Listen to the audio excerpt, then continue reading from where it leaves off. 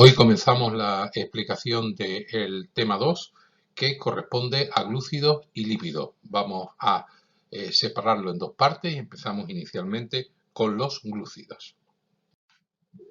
Como siempre empezaremos con la definición, con el concepto. ¿Qué consideramos que es un glúcido? Pues un glúcido es un principio inmediato orgánico, que son los que vamos a empezar a estudiar. Terciarios porque están compuestos fundamentalmente por tres bioelementos: carbono, hidrógeno y oxígeno, y químicamente se definen como polihidroxialdehídos o polihidroxicetonas, ya que en ese compuesto van a existir múltiples grupos hidroxílicos, es decir, van a haber alcoholes primarios y alcoholes secundarios, y uno de los carbonos va a tener un grupo carbonílico, va a tener un grupo funcional aldehído o cetona. Por lo tanto, la definición, el concepto de glúcidos son principios inmediatos orgánicos terciarios químicamente definidos como polihidroxialdehídos o polihidroxicetonas. En esta diapositiva tenéis resumido todo lo que es el concepto de glúcidos. Entonces tenemos que fundamentalmente son biomoléculas orgánicas terciarias, carbono, hidrógeno y oxígeno. Y esos glúcidos, esos compuestos van a tener fundamentalmente unidos a radicales con grupos hidroxilo, y siempre va a haber un radical con un grupo carbonilo que puede ser o aldehído o puede ser cetona. De aquí que se definan químicamente como poli, que significa varios, hidroxi, que tiene varios hidroxilos, varios alcoholes primarios y secundarios, y aldehídos porque tengan el grupo funcional aldehído o tengan el grupo funcional cetona. Esto lo vemos muy claramente en estas dos fórmulas de aquí al lado, que nos lo describen perfectamente. Tenemos aquí la fórmula de la glucosa, que repetiremos en múltiples veces, que es un monosacárido que tiene 6 átomos de carbono. Aquí lo tenéis numerados desde el 1 hasta el 6. Bueno, pues veis que de esos 6 átomos de carbono, todos, es decir, hay 5 que tienen grupos hidroxilo, formando en este caso alcoholes secundarios y este que es un alcohol primario, y en el carbono 1 tenemos un grupo carbonilo porque tiene un carbono unido a un doble, con un doble enlace al oxígeno. En este caso es el grupo aldehído, y en este otro caso, que también es un glúcido de 6 átomos de carbono, que es la fructosa, vemos que tenemos en el carbono 1 un alcohol primario, en el carbono 6 un alcohol primario, el resto son alcoholes secundarios, salvo el carbono 2, que tiene un grupo funcional cetona. Estos glúcidos son principios inmediatos importantísimos encargados de la nutrición, y se le llaman también sacáridos porque son dulces, o también inicialmente se le llamó hidrato de carbono, aunque esa es una denominación actualmente errónea. ¿Cómo los podemos clasificar? Pues los podemos clasificar atendiendo a varios criterios. Existe un criterio que es según el grupo funcional que tengan. Bueno, pues hemos dicho que hay dos grupos funcionales. Uno es el aldehído y otro que es el grupo cetona. Bueno, pues los glúcidos que tengan en su estructura aldehídos se le van a llamar aldosas, y a los glúcidos que tengan en su molécula cetonas, pues les vamos a llamar cetosas. Por ejemplo, aquí tenemos el gliceraldehído, que es una aldotriosa, donde estaría dominado de 3 átomos de carbono, donde tenía un grupo aldehído, y este sería una aldosa. En el que está al lado, pues tenemos un grupo cetona, y entonces tenemos que es una cetotriosa, es una cetosa porque tiene ese grupo funcional. Esta es una clasificación. Podemos hacer un segundo tipo, que sería la clasificación atendiendo al número de monómeros que contengan. Así vamos a ver que existen glúcidos que solamente están compuestos pues por el monómero básico de estos glúcidos, que son los monosacáridos, compuestos de 3 a 6, de 3 a 7, de 3 a 10 átomos de carbono. A continuación, subiendo el nivel de complejidad, vamos a tener glúcidos que están formados por la unión de dos monosacáridos mediante un enlace glucosídico, que es el que los va a unir, y se llamarán disacáridos.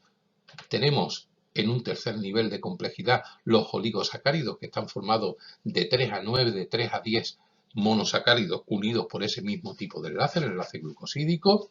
Y por último tenemos los polisacáridos, que están compuestos de 10 o más monosacáridos, hasta miles de monosacáridos unidos. Bueno, pues ahí tenemos un segundo tipo de clasificación atendiendo al número de monómeros.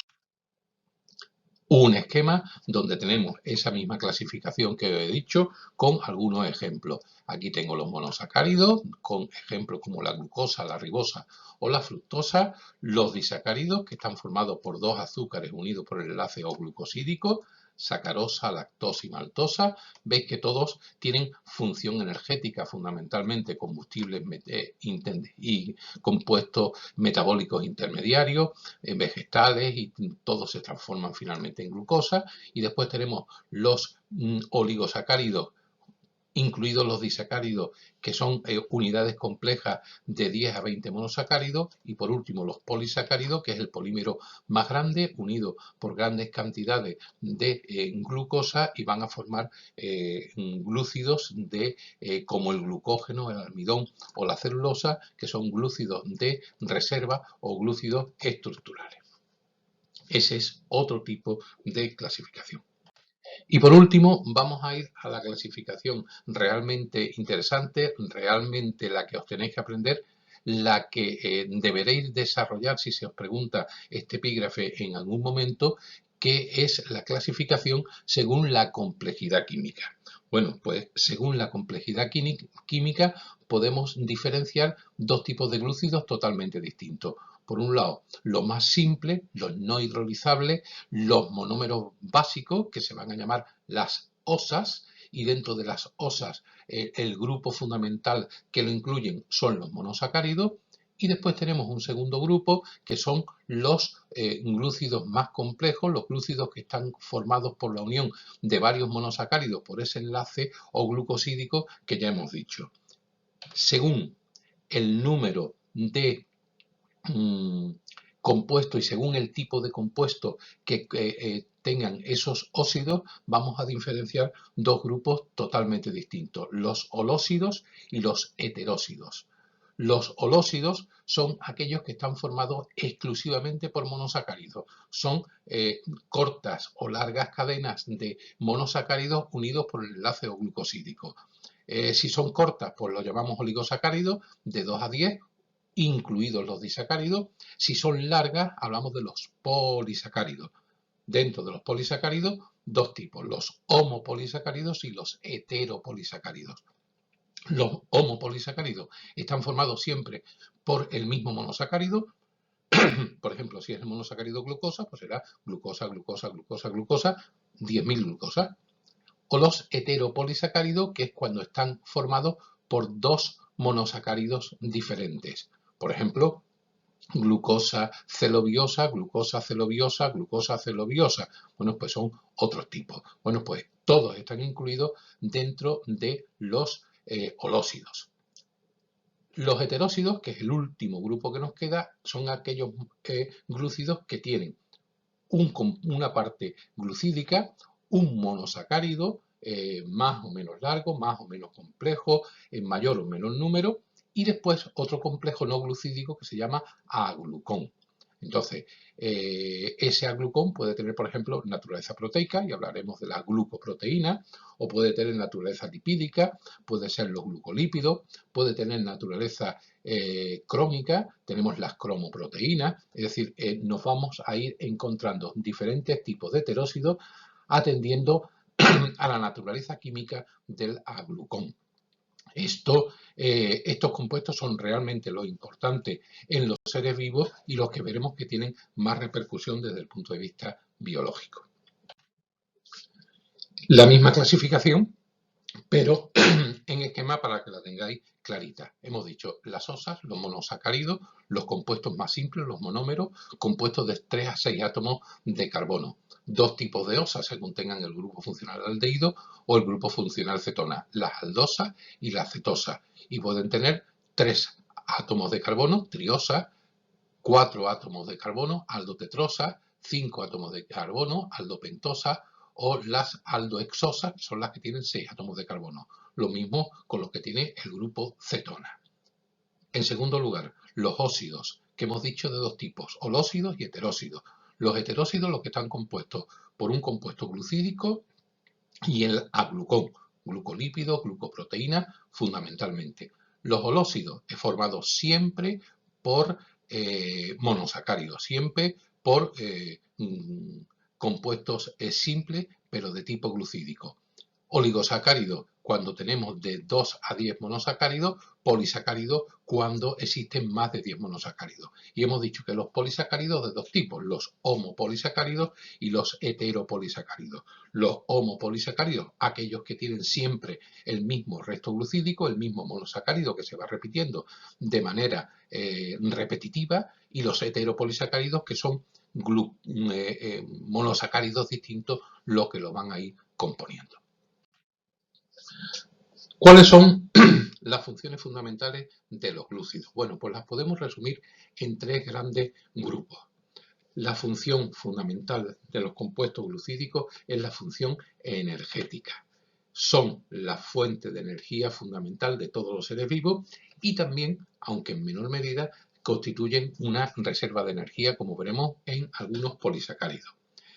Los glúcidos son capaces de retener la energía del sol mediante la fotosíntesis en los enlaces. ¿Os acordáis que el proceso fotosintético en general era que a partir de la fotólisis del agua y con la energía lumínica del sol íbamos a conseguir, gracias al ciclo de Calvin, en convertir 3 moléculas de dióxido de carbono en una triosa, es decir, le íbamos a introducir la energía del sol en los enlaces covalentes que los tenían. Y esas triosas después originaban una glucosa, que es el monosacárido, que es la fuente de energía fundamental que los seres heterótrofos tomamos, que los seres heterótrofos consumimos para, gracias al ciclo de Krebs, transformarlo en energía. La glucosa es el combustible por excelencia de todos los seres vivos, 4,5 kilocalorías por gramo, es decir, que energéticamente muy rentable. Pero no solamente esa función. Los monosacáridos, los glúcidos, tienen también una función estructural. Van a formar parte de estructuras biológicas, como son, por ejemplo, los ácidos nucleicos. El ADN pues va a tener un azúcar, que es el ácido desoxirribonucleico, que va a formar parte de su estructura. Pero no solamente a nivel molecular, sino también a nivel celular, pues por ejemplo, todas las células vegetales van a contener glucosa, van a contener celulosa en su pared, que es un tipo de glucosa que va a contribuir a su estructura.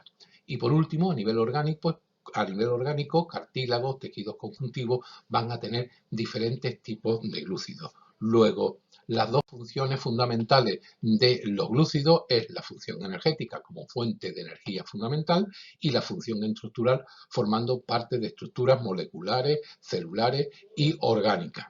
Y por último nos quedaría otro tipo de función, el apartado de varios, que aquí yo le he puesto funciones específicas de los glúcidos, como pueden ser determinados antibióticos como los aminoglucósidos, constituir sistemas de defensa internos y externos como son las glucoproteínas de determinadas membranas celulares, constituir anticoagulantes, marcadores biológicos. Veréis que las funciones específicas de los glúcidos pues tienen también su determinada importancia. Para finalizar, os voy a poner los tipos de fórmulas que vamos a utilizar para representar no solamente los glúcidos, sino cualquier tipo de compuesto orgánico. Como veis, existen tres formas fundamentales de presentar el compuesto al cual nos estemos haciendo referencia. Existe un tipo de fórmula que se llama la fórmula desarrollada, que son fórmulas que indican todos los átomos y todos sus enlaces. Sin lugar a dudas, esta es la fórmula adecuada, es la fórmula ideal, es la fórmula correcta, pero es una fórmula muy compleja tanto de escribir como a la hora de desarrollar, porque con mucha facilidad se nos puede olvidar algún compuesto, alguna saturación de las valencias del carbono. Luego es el tipo de fórmula más correcto, pero es el más complejo a la hora de utilizar. En segundo lugar, podemos representarlo con una fórmula que se llama semidesarrollada, que es esta que tenéis puesta aquí. La fórmula semidesarrollada solamente indica los enlaces fundamentales de la cadena carbonatada. Bueno, pues en este caso estáis viendo que lo que estamos poniendo, lo que estamos destacando es el doble enlace que une esta fórmula, que es la misma que está puesta aquí. Y en último lugar tenemos la fórmula empírica o la fórmula solamente que señala el número de átomos que componen la molécula, hombre, que en algunos casos nos puede ser interesante, pero que es la menos descriptiva y la que menos vamos a utilizar. Tipo de fórmula, maneras de representar las fórmulas de los compuestos orgánicos, desarrolladas, semidesarrolladas, empírica molecular. Hay un tercer tipo, que son las fórmulas simplificadas, que lo que nos va, que están muy utilizadas, o lo vamos a utilizar mucho en los libros de texto y en clase, porque en ellas se indican los átomos y los enlaces importantes. Es una especie de fórmula intermedia entre la desarrollada y la semidesarrollada, que sirve para destacar las partes más importantes estructuralmente hablando de un determinado compuesto. Os pongo algunos ejemplos de fórmulas en concreto con el ácido pirúvico. Aquí tenéis la fórmula desarrollada del ácido pirúvico, sin lugar a dudas la más correcta y adecuada. Después tenemos aquí la fórmula semidesarrollada, que sin ser la desarrollada es más fácil de escribir y que será la que normalmente utilicemos, y la fórmula empírica del ácido pirúvico, que es la que menos nos dice, solamente nos cuantifica el número de átomos que contiene, pero que puede también desarrollarse. Y por último, aquí tenéis una fórmula simplificada, en concreto de un compuesto lipídico, que son las prostaglandinas, que como veis lo que nos va a indicar pues son los compuestos fundamentales que tiene, en los carbonos fundamentales que los tiene, los grupos funcionales que va a tener, y va a señalar los dobles enlaces. En estos vértices se entiende que lo que hay es carbono-hidrógeno, carbono-hidrógeno, carbono-hidrógeno. Esta fórmula simplificada no es la más correcta desde el punto de vista bioquímico, pero sí es la más fácil y la que más vamos a utilizar. Para terminar, un concepto fundamental en los glúcidos, y yo diría que en todos los principios inmediatos que nosotros vamos a coger y vamos a estudiar. Y lo pongo el primer día con un ejemplo. ¿Qué es o qué entendemos por monómero? Entendemos por monómero la unidad menor de ese principio inmediato que estemos estudiando en ese momento. En el tema en el que estamos, el monómero, que sería la unidad menor, sería la glucosa, y esta es la fórmula de la glucosa que nosotros vamos a utilizar. Es el monómero básico y siempre empezaremos en el estudio de todos los principios inmediatos por los monómeros básicos. Esos monómeros se van a ir uniendo, en el caso de los glúcidos, pues ya os he dicho, enlace O-glucosídico, cada principio inmediato tiene un enlace característico y va a ir formando un polímero. ¿Qué es un polímero? Pues el polímero son las unidades, la unión de muchos monómeros mediante enlaces, que en este caso son enlaces glucosídicos. Bueno, pues aquí estamos poniendo una cadena de un polisacárido, en concreto del almidón, donde tenemos que todos están compuestos por el mismo glúcido con su enlace característico, que es el enlace O-glucosídico. En este caso, el almidón es un polímero de la glucosa. Por lo tanto, monómero es la unidad menor del principio inmediato que estemos estudiando, polímero es la unidad mayor. Evidentemente, la materia viva, los seres vivos, estamos compuestos por polímeros de estos principios inmediatos.